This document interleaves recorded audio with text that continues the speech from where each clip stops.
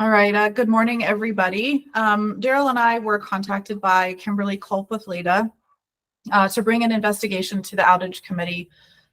This inquiry does not meet the guidelines set forth in the commission rules. However, as the Outage Committee, we can do our own investigations into things that we decide we want to do that.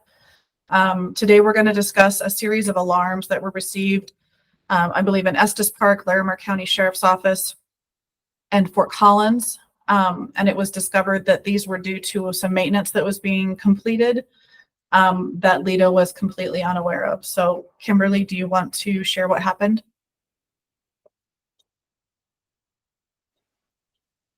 Yes, thank you. Hi, everyone. So even though this doesn't rise to the level of a quote unquote BES outage, we do have some requirements for our BES carrier as it pertains to conducting maintenance. And so I'm going to just share in the chat here. So our concern, and just from a summary perspective, we received alarms, so the typical outage notification that we had 911 impact at Estes Park, a 911 impact for services at Larimer County, and then also at Fort Collins. So the alarm started to come in at 22:30. Whenever we receive that kind of alarm notification that you have a 911 impact, I'm sure as all of you start to do your investigation to figure out what's impacted. Are we down? Are we getting anti-alley? Can 911 calls be made, etc. It wasn't until 23:55 that we received another email update that said that this was in Trotto maintenance. So we were never made aware of any maintenance in the 911 system. We were never made aware of anything that was needing to be done in the 911 system. So we got, of course, concerned, and we would like to know when someone's working on our network. Also would like to know what they're doing, have that conversation. And we have specifically made that request to CenturyLink previously. And I know through various users groups, we've had that conversation with CenturyLink just for that awareness.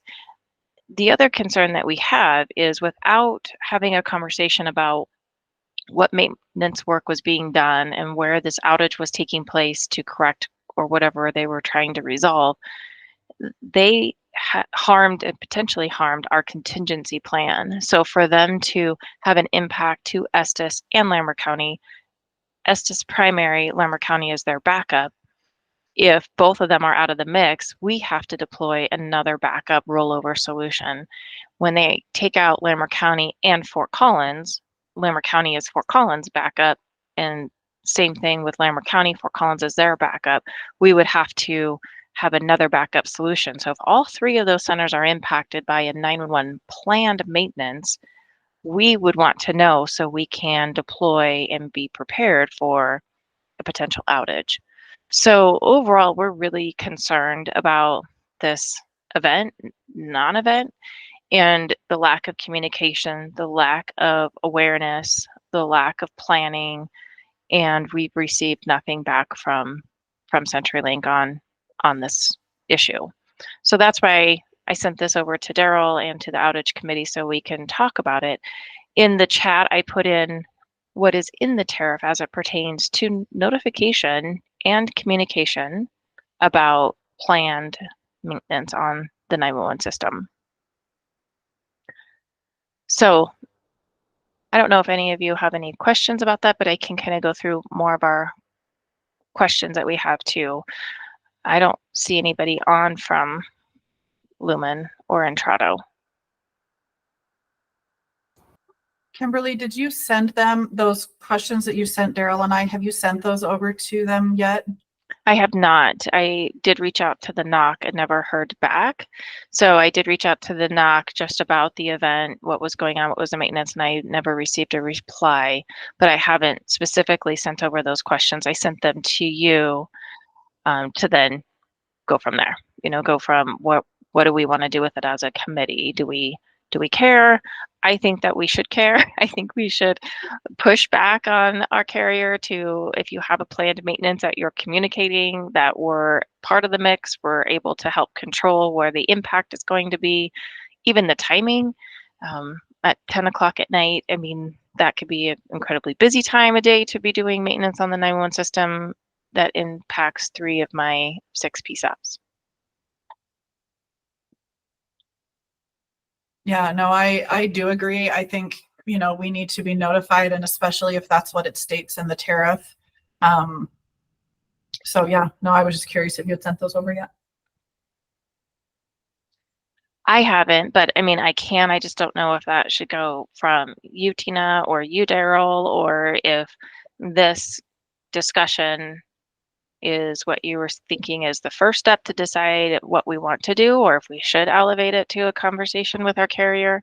Again, I think that they have a requirement in the tariff to communicate with us. Yeah, I think today, Kimberly, was just for the outage committee to decide to, discuss and see what happened and then take it to the next step. If the outage committee is okay, launching our own investigation, I'm totally great with sending these on behalf of the committee. Does anybody else have any feedback or questions for Kimberly? This is Daryl.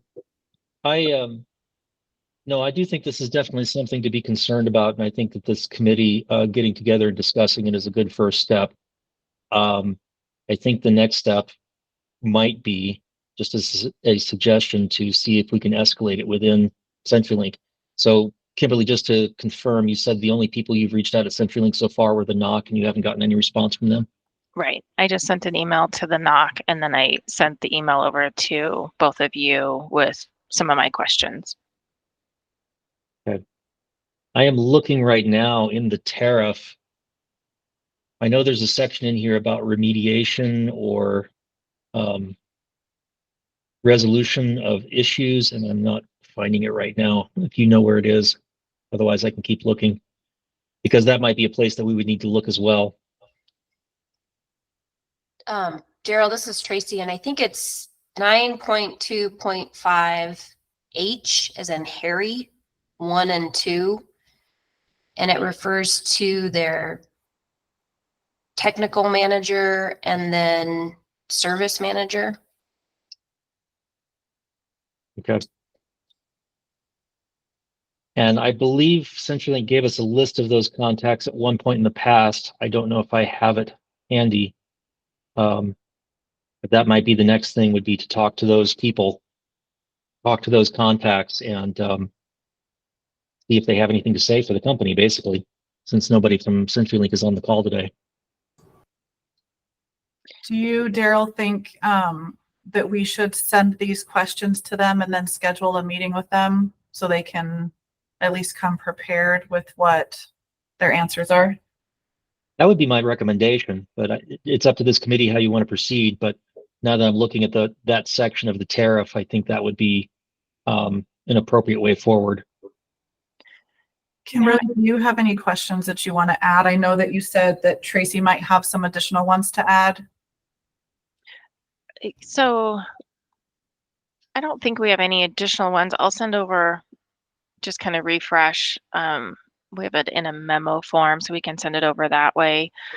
I can send it over in an email just to make sure, but I think I captured all of my questions. And really my questions are just, what was the maintenance? Where was it occurring? Because again, the where depends on the trigger of what kind of contingency plan and where the impacts are. Who was doing the maintenance? Like, what was that coordination about? Are we talking about Intrado? Are we talking about CenturyLink? Was there, so just who requested the maintenance, who was doing the maintenance, and then why did it take an hour and 20 minutes for us to be notified that this was maintenance, not an outage and an impact? So if it was planned maintenance, sometimes alarms get triggered when you're doing planned maintenance, but that should be something that can be remedied right away. And we should have got an email or a phone call right away to say, oh, ignore that alarm, that's that maintenance. Or if they would have coordinated with us ahead of time, we would have known that the two were connected. And then of course, because of not having any visibility or conversation, our contingency plans that we work really hard on coordinating about who's going to back up, where the 911's role, the teams logging into each other queues to proactively take calls. If they take out the 3 centers that they identified, they all at the same time, we would have to have a different contingency plan. So I have questions that just kind of around that too, because you can't use a contingency plan if they're going to do maintenance and just wipe the whole system, wipe half of my PSAPs. So, but I can send those over, and I'm happy to send that email forward to the NOC, the supervisor, go up the chain as the tariff is describing that we're supposed to do. I just feel like we work really hard to develop plans and to communicate, and if there's planned maintenance, planned means they know about it. And even if there's emergency maintenance, that the companies, Intrado and CenturyLink, are failing to loop us in and communicate and be transparent about what they're doing, where they're doing it, and why they're doing it, and what's the possible impact. It could even be possible, we're not sure, but a possible impact. And this isn't the first time that this has happened to us. We had I want to say it was a Friday night maintenance, and it took down Estes Park. They weren't planning on having an impact. They never told us about the maintenance, and we had a full-blown 911 outage isolating Estes Park. And it took us until like 2 a.m. we worked the issue for numerous hours for them to roll back whatever changes they were doing in this so-called maintenance. And we can pull up that information too. Daryl, we had an outage investigation on that one. Yes, I remember. Yeah. So this isn't the first time. I mean, for this one, we didn't have a 911 outage impact, but again, it's that whole communication process. So we have a history here of having a very similar situation with one of our PSAPs, no communication, planned maintenance, unintended consequences of it completely crashing 911, isolating one of my PSAPs. And it all could have been at least communicated, planned, prevented.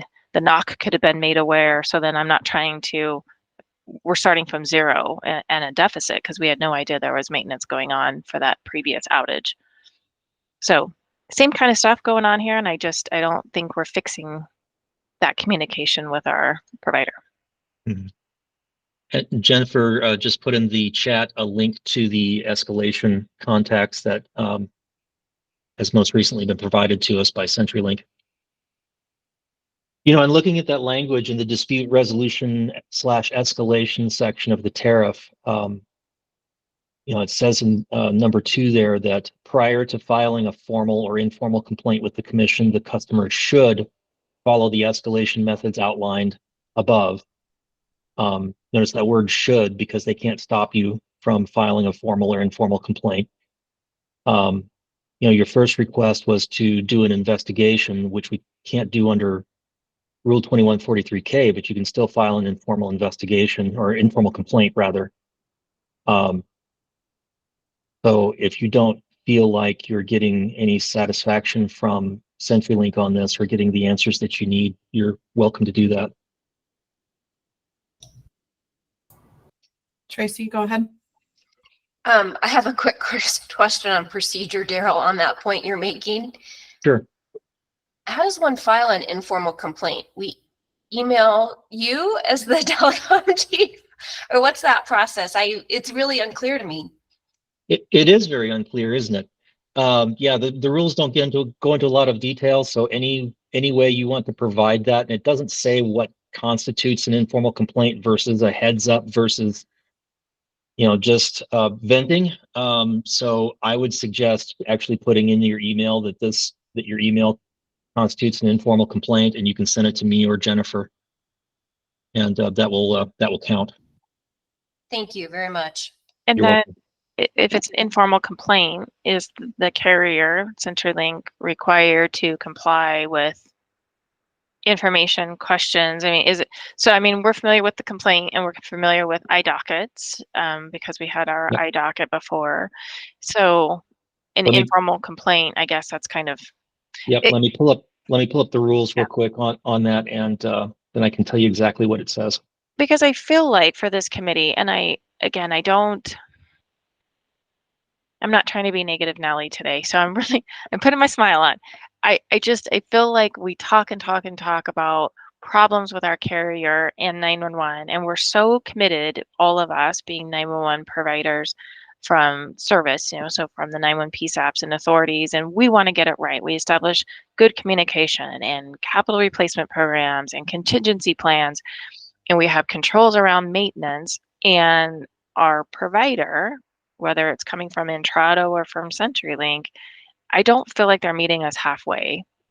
And meeting us halfway on, we had a problem identified with maintenance previously with Estes Park, and now we have another situation with maintenance. So we just have a lot of the same things repeating throughout the state, whether it's maintenance or an outage. And I don't know if that means we have to start filing this stuff as informal complaints or iDockets to get more information to kind of hold their feet to the fire, but I just think it's time that we start seeing change. While This is- Daryl's pulling that up, I totally hear you, Kimberly, and I think we share a lot of your frustration, and that's part of what the rulemaking that's in process would address, because there is language in that proposed rulemaking that would require them to notify PSAPs when they are going to conduct maintenance, whether they anticipate it to impact or not. So I think change is coming down the line. It's just slow. Thank you, Jennifer. I was going to mention that as well. We can't get into details, but I know the judge is considering language regarding notification of PSAPs of any maintenance with any possibility of a impact. On the screen in front of you now is Section 1301 of the Commission's rules, which refers to informal complaints and mediation. And basically, it's pretty broad. It just says that an informal complaint is an informal alternative dispute resolution tool used to avoid cost associated with litigation. So if you don't want to do a formal complaint, you can do an informal complaint. It does not go before the commission. I want to make that clear, that it does not have the force of a commission order behind it. There's not going to be a decision from the commission coming out of an informal complaint. So if that's what you want, then you should really consider a formal complaint instead. But with an informal complaint, commission staff handles it. We can handle it in any of these number of ways. We can investigate it. We can explain that we don't have jurisdiction. If we don't have jurisdiction, we can forward information. There's a bunch of different things that we can do in response. But one thing that we do have some teeth with here is that if commission staff refers an informal complaint to a regulated entity for a response, the regulated entity shall respond in writing within 14 days of the referral, or lesser period as commission staff may require. So we do have the ability to compel a response from CenturyLink.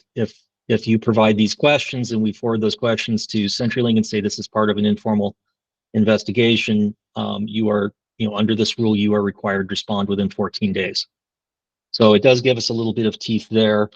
And then doing an informal complaint does not bar you from doing a formal complaint later. So if we do the informal complaint, we do we require them to respond, you don't like the response, or it doesn't answer your question, or you don't feel like it sufficiently addresses the issue, you always have the option of filing a formal complaint later.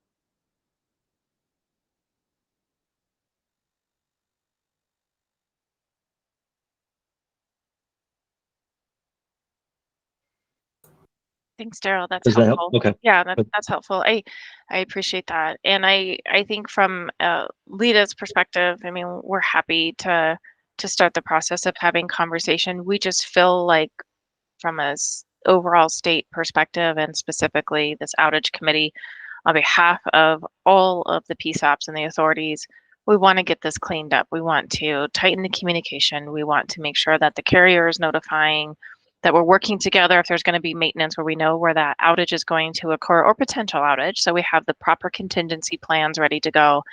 And all that stuff is just basic. It's crazy that it's not occurring, and it's just so foundational that it's frustrating. So I guess from a committee perspective, is this something that leaders should do on their own, where we send the questions and escalate it, or does this committee want to do that? Again, we don't mind going out there and having our agency tied to it and asking the question. But if this is something from the outage committee, that's fine too. It just depends on what the desire is. I feel like given that this isn't the first issue that we've had with it, I think, the outage committee being involved and helping drive some of that, Kimberly, I think is a really good idea. Does anybody else on the committee that's on the call feel differently?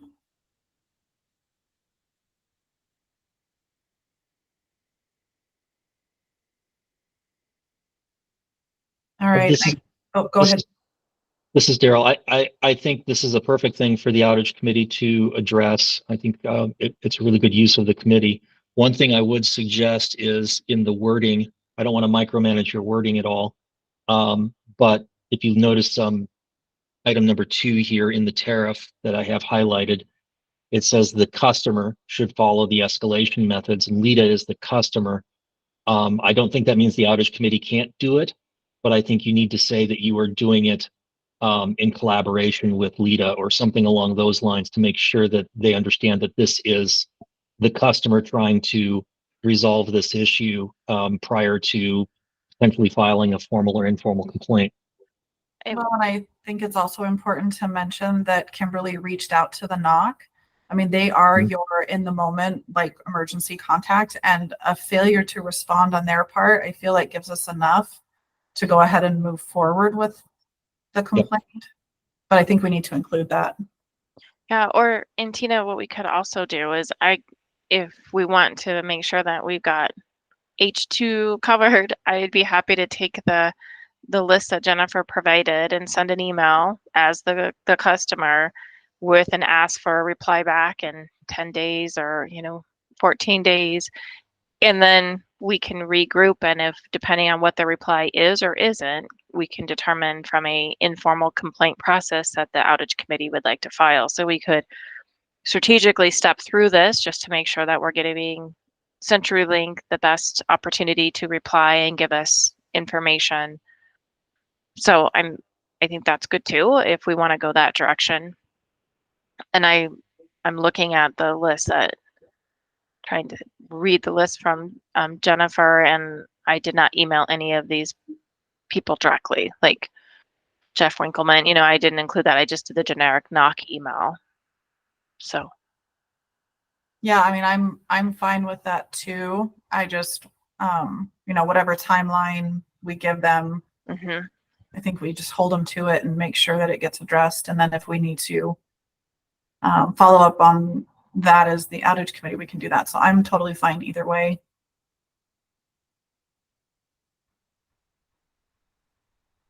Daryl, do you think it would be beneficial for us to just go ahead and go that route and have Kimberly forward her questions on, just to make sure that we're holding them to the tariff and that we're also holding ourselves to the guidelines? Yeah, I hesitate to give you a lot of advice at this point, but I do think that sounds like the most, that sounds like an approach that is consistent with what's in the tariff. Okay. And then, Kimberly, of course, if you aren't satisfied with this escalation process that's in the tariff, I would encourage you to, send me something and make sure that you state in it that this constitutes a informal complaint or something along those lines. And that way I have the teeth that I need to compel a response from CenturyLink. I think, Daryl, what I'm hearing and understanding is that I would send the email with the questions following H2 as the customer to the escalation. If we don't hear back or if we don't like the reply, then the outage committee would then engage and file the informal complaint.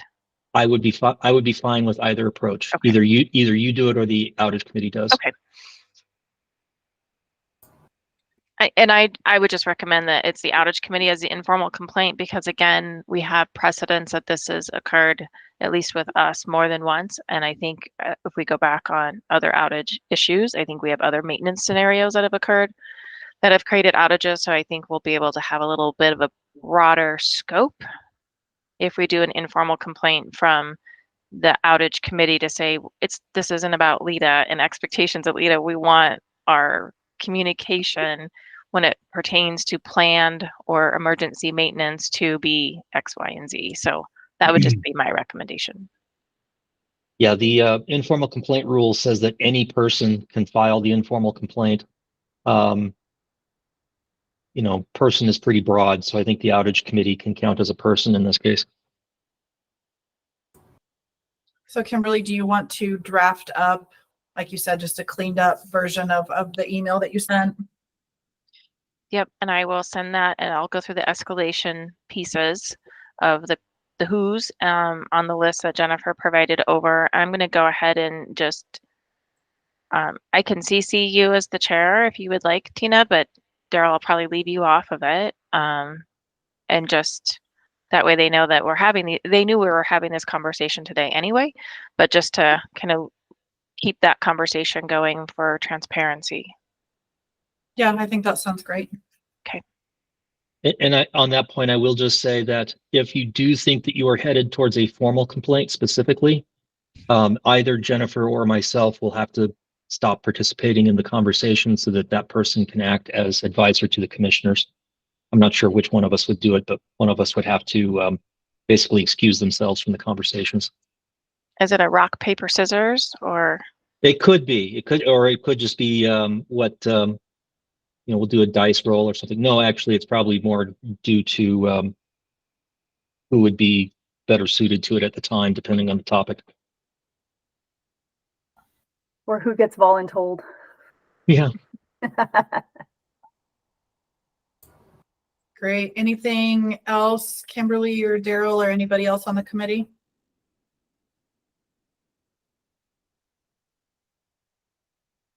Okay, great. That sounds great. Well, thank you everybody for your time. And Kimberly, let me know if I can help with anything. All right. Thank you guys. Appreciate it. Thanks. Thanks, everybody. Bye-bye. Bye, everybody.